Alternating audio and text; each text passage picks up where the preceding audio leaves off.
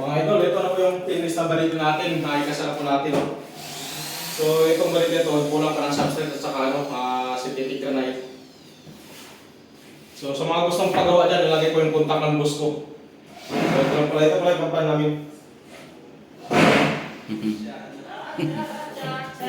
So, ito na po yung natin. So, close po yung gamit natin ng hinges. So, ito po kung makita nyo po. Ayan.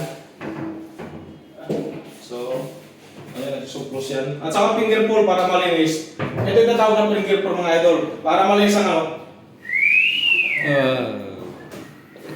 So, ay, ito.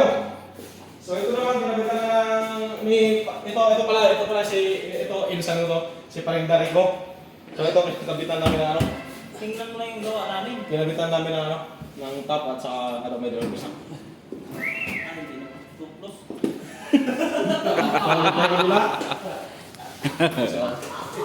So, ito pala, kaya natin nakikabitan ito ng ano, ng balit kasi gawa ng may tama.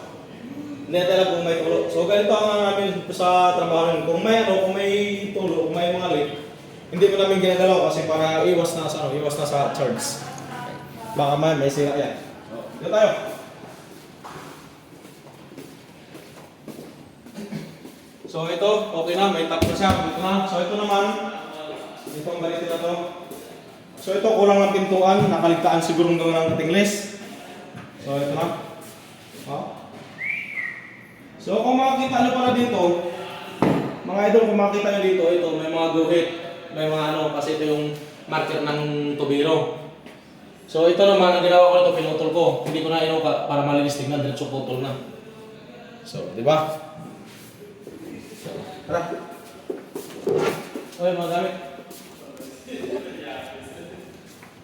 So, ito tayo sa bila.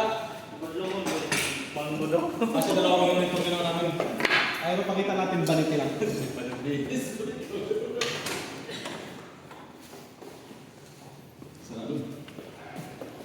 dali. Ito. So, ito. Ito ang mga games ko na namin. Ayan. So, close. So, finger ko lang. Mas malis nga sa pag-nalinisan. So, lalakad na dito. So, ito naman balite. So, ganun pa rin natin. Hindi na. Okay na.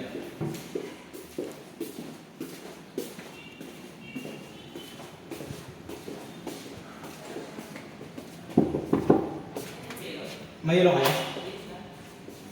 So, dito. So, ito yung balit natin. Ito. Halos same lang naman sa nagagawin kasi dalawang yun itong ginawa namin. So, pakita yung mga closet mo. So, ito yung closet namin. Ito may mga hangin at bato at saka pinto. So, ang pinto nito hindi pa dumarating yung boards. So, sa gusto magpagawa, lalagay ko lang yung number ng boss ko. So, kayo nang bahala tumawag kasi wala namang problema ko sa boss ko. So, hanggang dito lang.